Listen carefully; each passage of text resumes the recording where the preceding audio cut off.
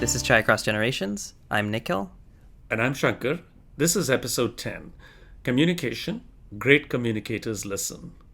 We are in the middle of our series on communication. In the first part of the series, we talked about what communication is and why communication within the family, and here we mean across generations, is so important.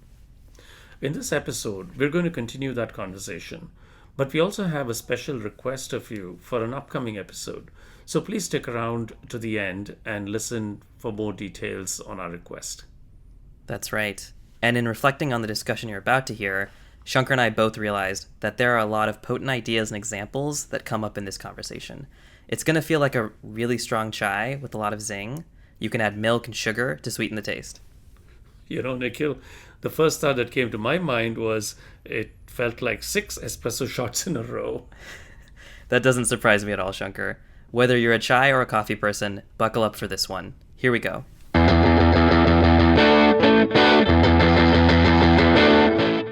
like the idea of these different big key relationships and maybe how what you have in one translates to another, and together they form the arc of your life.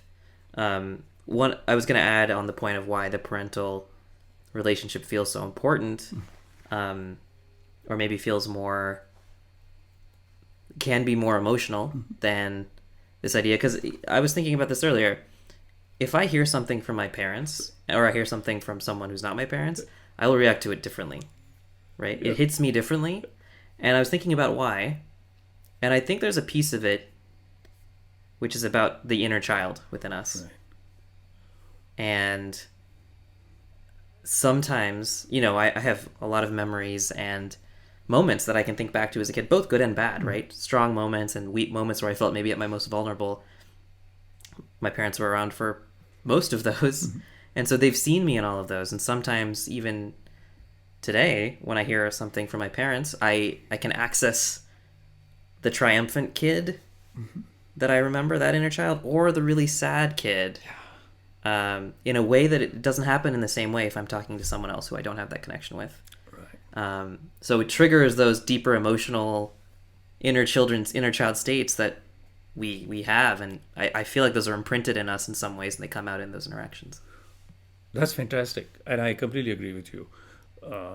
The inner child is often trying to express itself in our adult life, and by not listening to that inner child, we ignore the ways we behave, the patterns in which we behave, and our ability to break out of them or stick to them, right?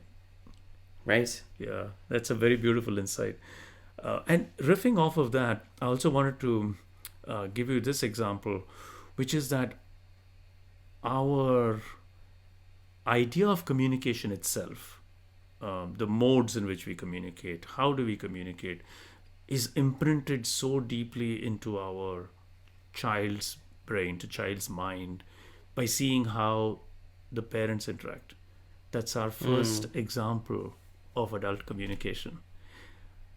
And although, luckily for us, the brain is neuroplastic, so we can evolve and understand different ways of communicating as we grow up.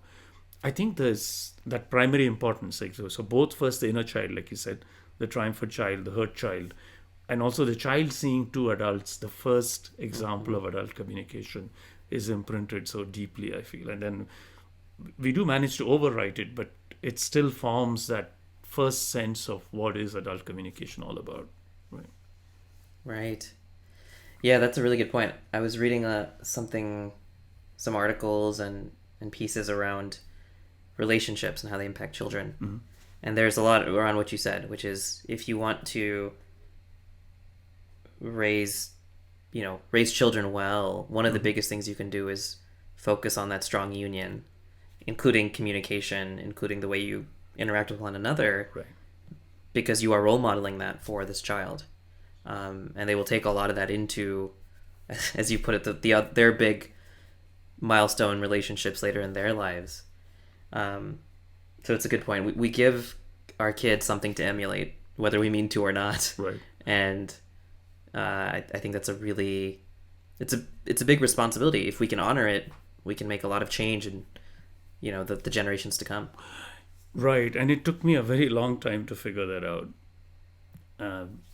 Again, uh, ashamed is too strong a word, but I'm honestly admitting it. A part of it was that the generation that I grew up in, the notion of the husband and wife interaction, and we talked about this a little bit in the Valentine's Day episode as well, was not expected to model a companionate sort of interaction.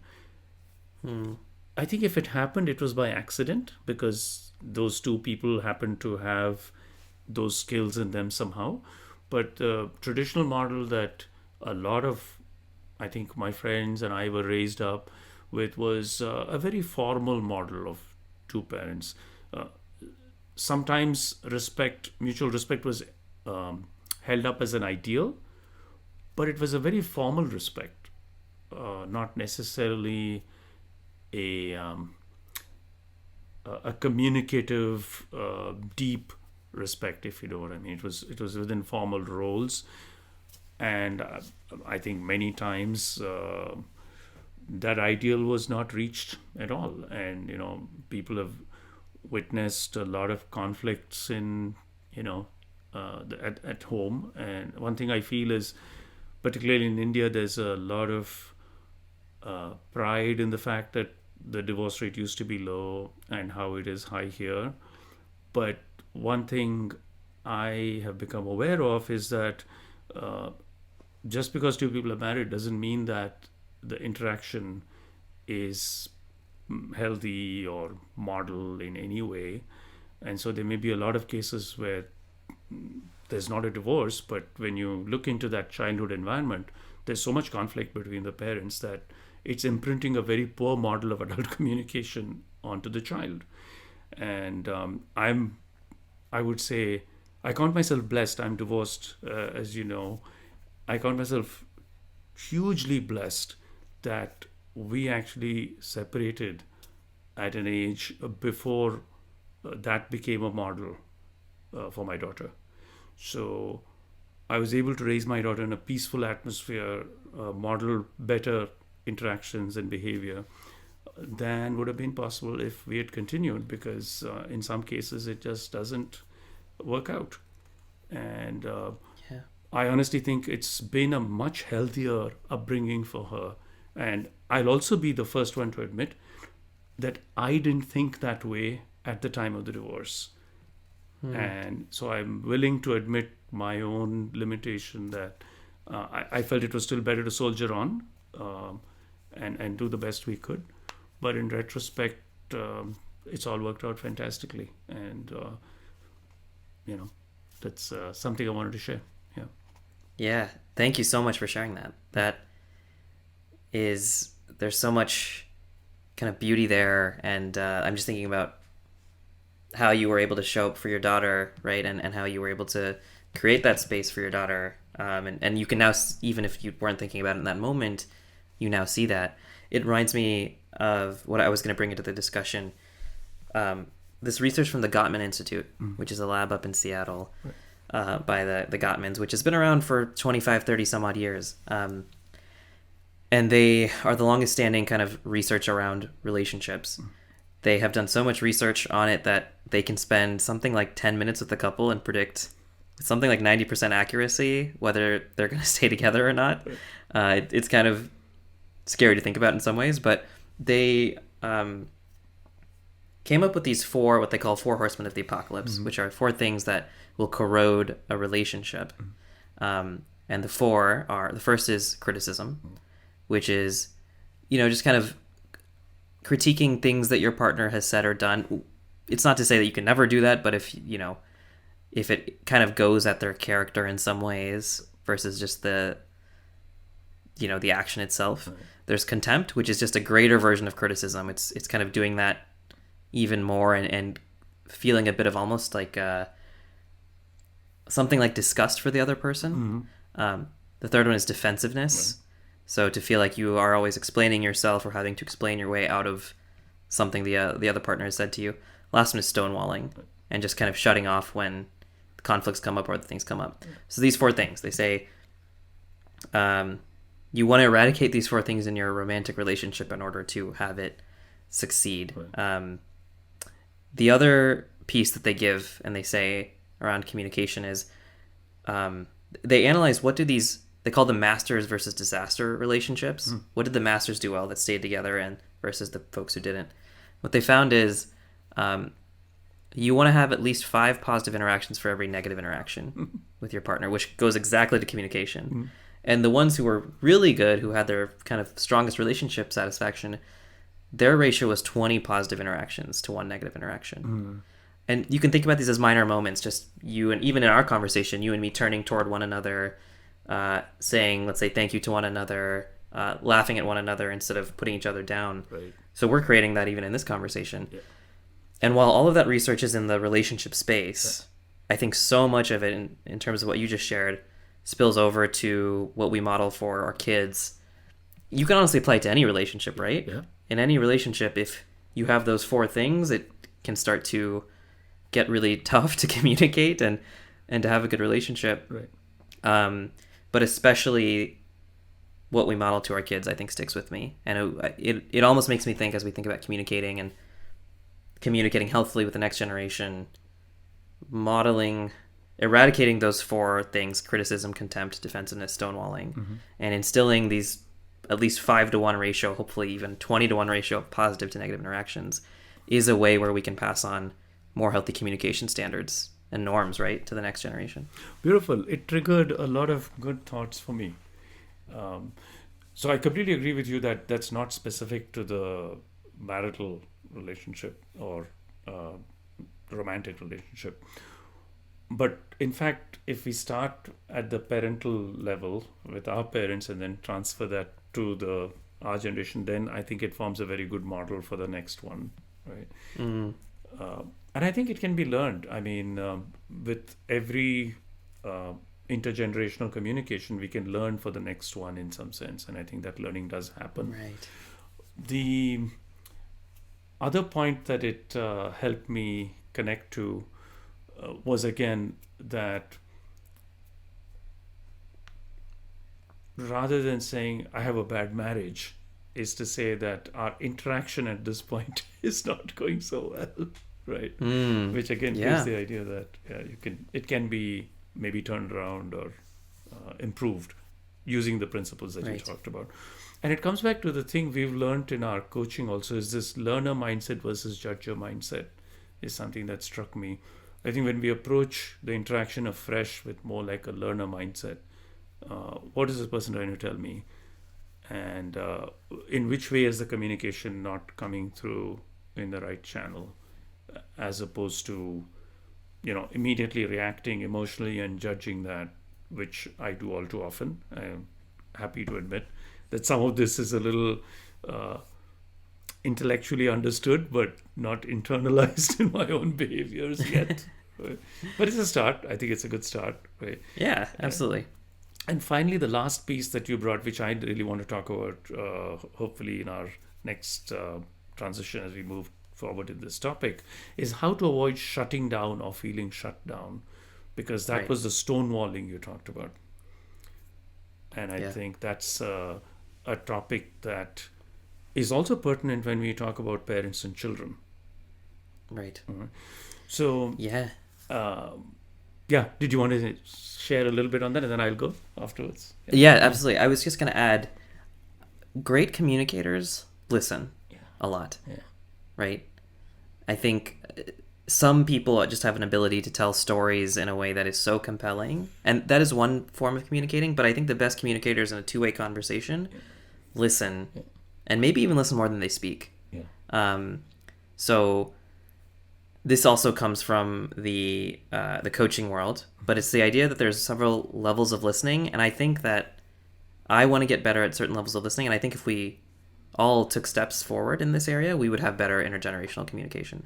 So these are the three levels. The first is level one, which is listening, but always thinking about what is going on within you.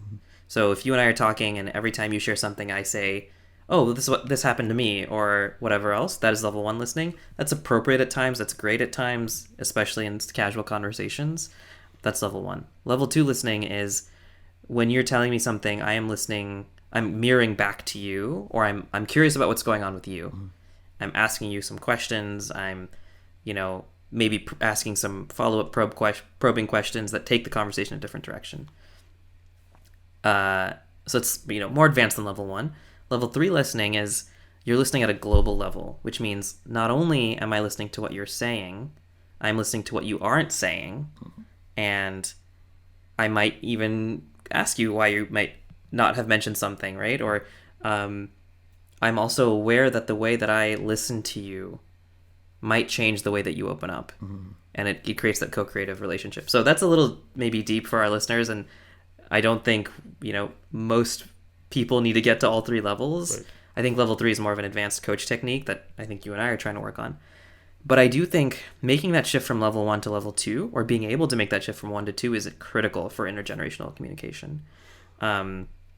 Meaning moving from let me just tell you what I'm reacting with, what's coming up for me, to let me ask you some questions to better understand where you are before I share a lot more about where I am. Right. Right. Well, I'm very guilty of talking a lot. So.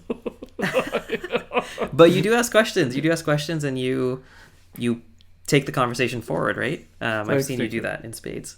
Yeah. Okay, that's good. Is that second thing also called active listening? Was it called active listening in an earlier time? The level two It listening? might have been. Yeah. I think there's something about that, yeah.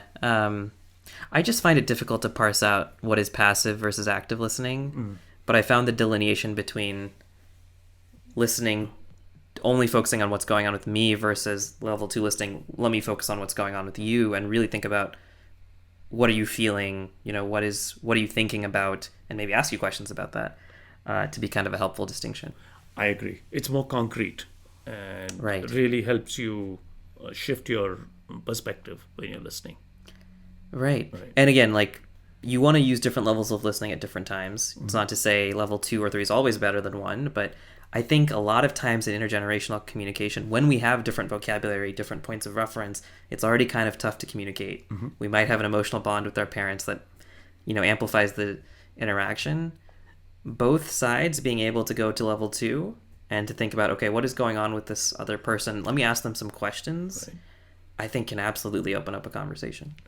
That's great. And I want to share with you a little bit of what I see as a role reversal that's happened over the generations, if I may share that with you. Yeah, please. Yeah. So when I grew up, my dad was fond of a phrase that was, children should be seen, not heard. Have you heard this one? I have heard of it, yeah. Okay. And I think it's kind of a Victorian thing that children were trotted out at the right time in social occasions, and they were well dressed, and they sort of sit there and behave nicely and go away. And to be fair, we talked a lot. I'm not trying to say I was brought up that way. I had an opportunity to speak at length, and I spoke way too much and was fairly rebellious as a kid, chafing against all that. But it was a trope or a theme, right? And nowadays, and I'm sharing this tongue in cheek, so if there are some younger listeners there, don't get upset by it. But I think the role has reversed. It's parents now are expected to drive, pay the bills, and be seen but not heard. And I'm being partly facetious here in the sense that obviously there is such a wide range of interactions, and this may not be true in every case.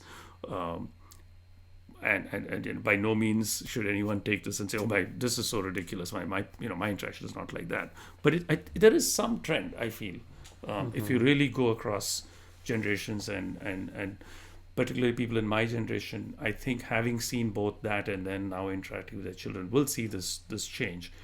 And I'm not saying that it also means that it's entirely right to go back to the old model. So I'm not trying to say that children should be seen, not heard is a good model. Don't get me wrong there. I think that was problematic because in earlier episodes I've told you that wisdom does not uh, go with age or experience, and you can have wisdom from the mouths of babes. Very young people can say very wise things. We should always be open to that. Mm-hmm. But I do think that, from my perspective, the pendulum is swinging in a way where parents are afraid of opening up genuine and honest conversations with their children because they're afraid that the last communication channel with them would shut down.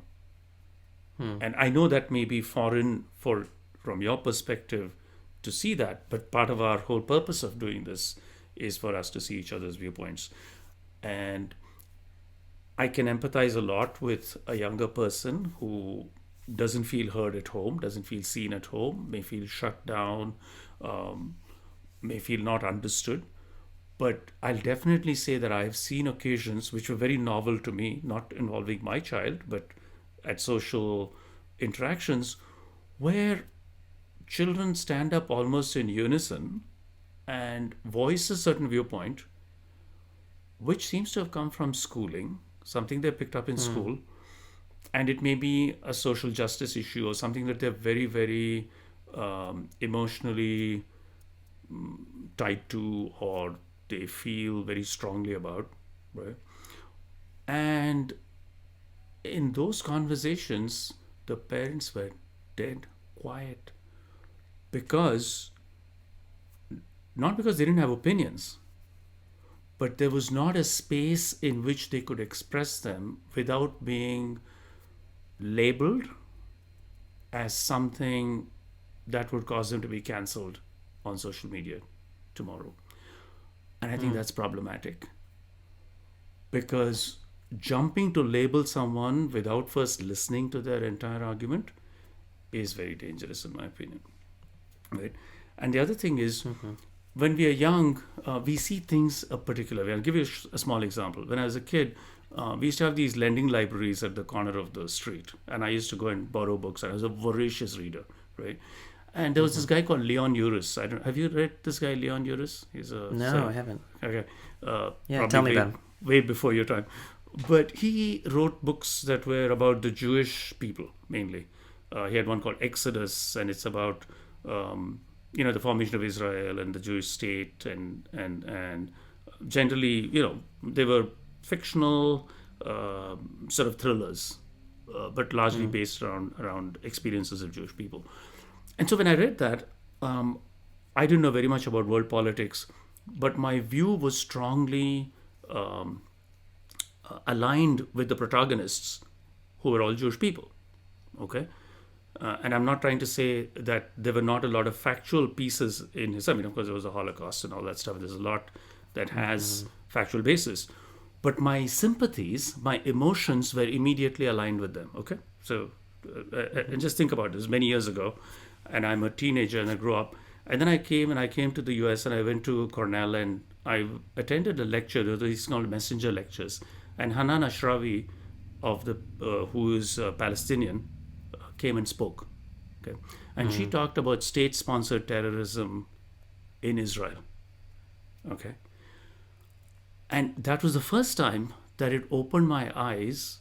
And by the time I had many Lebanese and Palestinian and Jordanian friends, and it opened my eyes to the other side that the people who were portrayed as oppressed in the novels that I read growing up, and they had played on some emotions within me, right? And I identified with the protagonist, were now the oppressors of another people, right? Mm-hmm. So why I'm bringing this example is when children are young, they pick up something in school and you get very worked up about it because it's presented to you in a way that works you up. But you need to calm down and listen to other people because that may not be the full story and your views Mm-hmm. could change. And Yes. then after that, I started reading Al-Ahram and the Haaretz and all these newspapers from the Middle East. And there used to be a magazine called World Press Review, so I could get a variety of opinions. And now I have a far more nuanced view of all of that geopolitical situation. And the biggest thing I can tell you is that the cycle of oppressor and oppressed seems to go through all of history. The person who is today the Mm. oppressed becomes the oppressor tomorrow and comes, it seems to go through cycles. So that's given me a much more less reactionary view towards many social justice issues. Not that they're not important, but I would really wish that our younger listeners would pause to look at this example and maybe hypothetically think that maybe I'm getting stuck on something on one side and feeling distant from my parents, and categorizing them and labeling them as X, Y, or Z without myself having fully understood the full perspective. So long story, but I just want to put that out there. Yeah.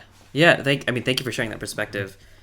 I want the first thing that comes to my mind is I think we have to learn how to listen. My generation, right, as well as your generation. So to your point, I think my generation has these more strongly held beliefs about social issues, especially at younger and younger ages, and there's value to that. I think a lot of that activism is the fire by which things will start to change, hopefully peacefully and productively.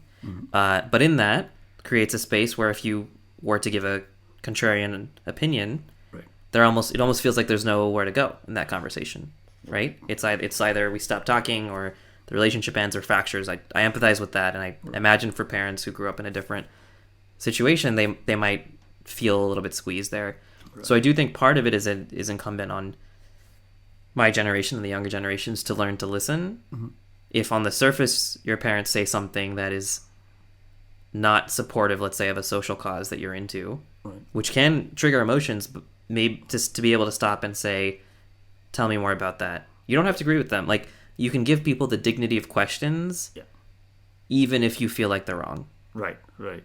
Right. And I think that sometimes gets lost, Right. where we feel like, well, they don't agree with me. They're saying something that is sparking a ton of disagreement internally. Right. Let it go. Yeah. Cut them out. Like, it's not worth it. Right.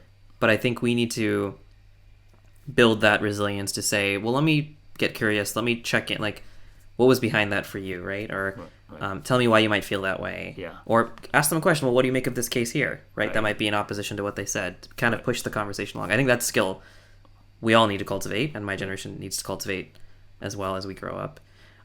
What I will say, which is a slight divergence from what you said, or maybe informs what you said, is while I think it's true that more parents are tiptoeing around their kids around stuff like this these days, Right.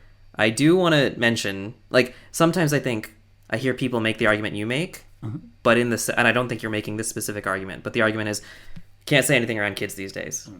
Yeah. They're out of control, No. like, right? And I just want to caveat that by saying the power dynamic has and always will rest with the parents, right? Like, parents hold the power in that relationship, and for a lot of good reasons. They're the ones who could actually provide and take care of their kids.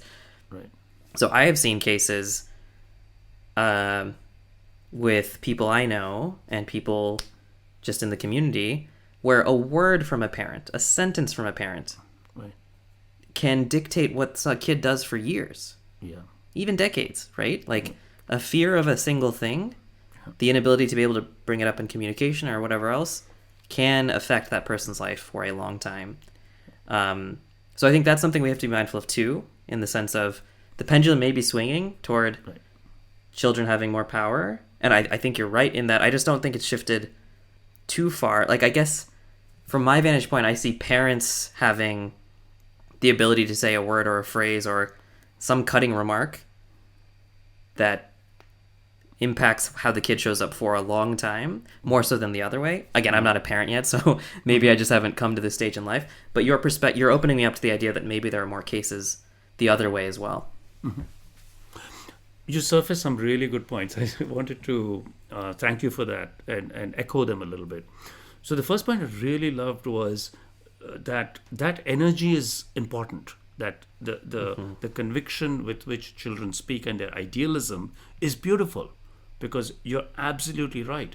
It's what's going to drive change, and that's the whole beauty of the intergenerational equation, is that it's youth that has the energy, the enthusiasm, the zest, the drive.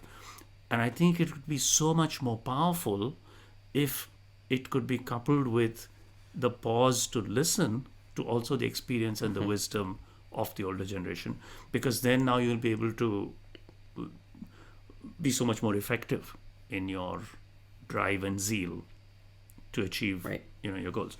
So thank you for pointing that out, because I didn't surface that in the way I described it. So I appreciate that. The other point that you mentioned also opened up my eyes, which you're right, that I serve as a faculty member, and we know that in a faculty student interaction, there's a very clear power dynamic, right? It's an unequal power dynamic. And I think you're right to point out that in a parent child relationship, the power dynamic is intrinsically one way. It's parents always have more power than the children. And that does behoove parents to be more mindful and respectful of that. That one thing we can say can have a very long term impact. I think that's a point well taken, right? And I actually didn't mean to imply that by children having this, that I wouldn't say the power dynamic has shifted. I think actually it's that parents haven't adapted their communication style to meaningfully leverage the power dynamic that they have, in a Right. sense of Right. using it to advantage for both, Yeah. right? Yeah. How does that Yeah, sound it's to a you? great point. And it brings me back to questions. So let's say you're a parent, your kid says something about a social issue that you might not fully agree with, or you might have something to say. But instead of offering that opinion right away, why not ask them why they feel so strongly about that issue? Why not ask them the stories that went behind that, right? Have them open up, Yeah. have them share. If you can help them feel seen and heard, then you can maybe start to open up the conversation and share your own perspectives.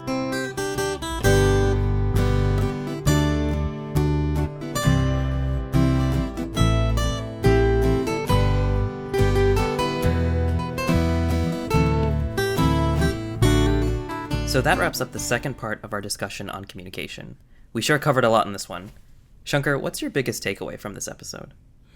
Gosh, that's a tough one, Nikhil. You brought in so many great points. I'm thinking the inner child, the four horsemen of the apocalypse from Cartman, the power of a parent's words and comments, how strong praise and censure sound to a child, and how easily children can feel shut down, the levels of listening, the power dynamic between parents and children. I'm at a loss to pick out the clear winner here, but thinking back, I think the idea of listening and asking questions as a parent, I think that's really something I want to take away. Listen without judgment, without giving advice, and ask questions. I like that. How about you? I like that one too, Shankar. You had a lot of really great insights on this episode. The one I really want to call out is hearing you speak about your divorce. That was really breathtaking to me. And I think that was the case because divorce is not something we typically talk about in our community, or if we do talk about it, we do so in hushed voices. So to see you share that experience and to talk about how it helped you with your communication with your daughter, and being able to reflect on that now was so moving and powerful. We talked about this on a previous episode that what emotions are permissible in a given space or a given conversation, and wanting to expand those emotions. So I think what you did with that example is expand what we're able to talk about, right, in this community. And I think it'll help a lot of people. And I'm just very grateful that you shared that with us. And that will stick with me. Thanks so much, Nikhil. That's powerful, and it gladdens my heart. It was probably not something I could have talked about so easily a long time ago. But clearly, your presence made me feel safe and happy to do that. It came out naturally. And what I really liked about your reflection is it could even do some good. I've always felt that the best outcome from my experience would be to help others. So if someone else is going through that same experience, if they could gain strength from this, if they could gain a sense of acceptance, lack of, say, an unnecessary feeling of guilt or shame, but step up and embrace it and talk about it. I think that would be a great purpose served. So thanks for shining a light on that. Sometimes when you're in the midst of something very emotional, it's hard to always see that context. So thanks. Yeah, absolutely. I think you're definitely going to help a lot of people with that. So thanks again for sharing. So, also, dear listeners, we're doing a reflection episode in a couple of weeks, as we mentioned in the intro. That episode is going to look back on the first set of episodes of our show, and we want to hear from you. We're asking you to share a short 1 or 2 minute recording answering the question, what was your favorite episode and why? Shankar, I'm so excited to hear from our audience on this one. And we'll feature these answers on our special reflection episode. Please share them with us by April 20th. If you're comfortable, feel free to also share which generation you belong to in the recording. You can send your recordings by email to chaiacrossgenerations@gmail.com, or you can just send them to us on Instagram at chaiacrossgenerations.